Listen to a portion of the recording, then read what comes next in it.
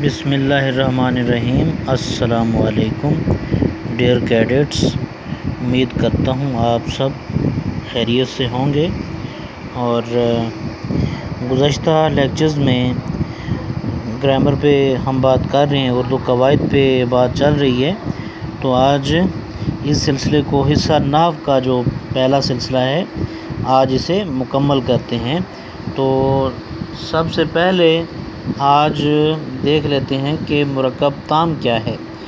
مرکب تام دو یا دو سے زیادہ بامعنی لفظوں کا ایسا مجموعہ جس سے کہنے والے کا مقصد پورا ہو جائے، یعنی کہ جو بات کہہ رہا ہے، بتا رہا ہے، اس کی بات صحیح سمجھ آئے اور بات کرنے والے کا مقصد پورا ہو جائے اور سننے والوں کو بات جو ہے وہ ٹھیک طور پر سمجھ آ سکے اور جو میسج ہے وہ کنوے ہو جائے، مدعا جو ہے اس کی سمجھ آ جائے۔ مثلا سعید آیا، اسلم نیک ہے وغیرہ۔ اسی طرح اس کے بعد اسناد یہ کیا ہے؟ کسی چیز کو دوسرے کے لیے ثابت کرنا، جیسے سعید آیا میں آیا کو سعید کے لیے ثابت کر دیا گیا ہے۔ جسے ثابت کیا جائے مسند، اور جس کے لیے ثابت کیا جائے وہ مسند علیہ کہلاتا ہے۔ مثلا اسلم نیک ہے، اس جملے میں نیک مسند اور اسلم مسند علیہ ہے۔ مسند علیہ مسند اسم اور فعل ہو سکتا ہے، لیکن مسند علیہ ہمیشہ اسم ہوتا ہے۔ مرکب تام کے دو حصے۔ اس کے بعد مرکب تام کے دو حصے، ایک مسند اور دوسرا مسند علیہ۔ تو اس کے بعد مرکب تام کی مزید اس کی اقسام بھی ہیں۔ مرکب تام کی قسمیں: جملہ انشائیہ، جملہ خبریہ۔ تو پہلے دیکھ لیتے ہیں کہ جملہ انشائیہ کیا ہے۔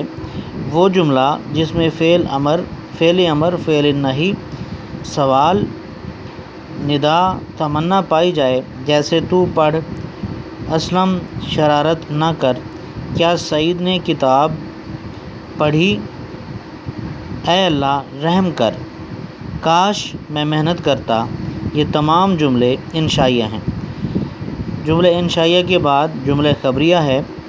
وہ جملہ جس میں کسی بات کی خبر دی جائے اور اس جملے کے بولنے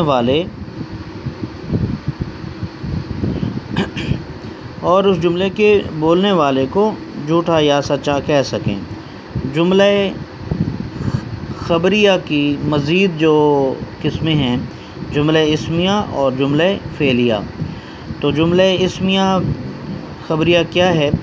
وہ جملہ ہے جس میں مسند اور مسند علیہ دونوں اسم ہوں۔ مثلا سعید نیک ہے، اس جملے میں نیک اسم صفت مسند اور سعید اسم مسند علیہ ہے۔ جملہ اسمیہ کے اجزاء: اسم متعلق کے خبر یا فعل اور فعل ناقص۔ جیسے سعید گھر میں موجود ہے، اس جملے میں سعید اسم یا مبتدا ہے اور گھر میں متعلق خبر ہے، موجود خبر ہے، فعل خبر ہے، فعل ناقص ہے۔ اور اس کے بعد جملہ فعلیہ خبریہ: وہ جملہ جس میں مسند فعل ہو اور مسند علیہ اسم ہو، جیسے اسلم نے قلم سے خط لکھا، اس جملے میں لکھا مسند فعل ہے، اسلم مسند علیہ ہے۔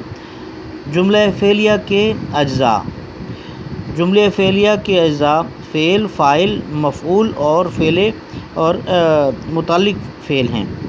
جیسے اسلم نے قلم سے خط لکھا، اس جملے میں فعل ہے اسلم، فاعل خط، مفعول اسلم، اس میں لکھا فعل ہے اسلم، فاعل خط، مفعول اور قلم سے متعلق فعل ہے۔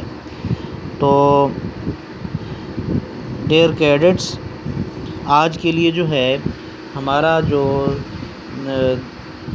حصہ نحو کا جو ایک بڑا حصہ تھا آج ہم نے وہ مکمل کر لیا ہے۔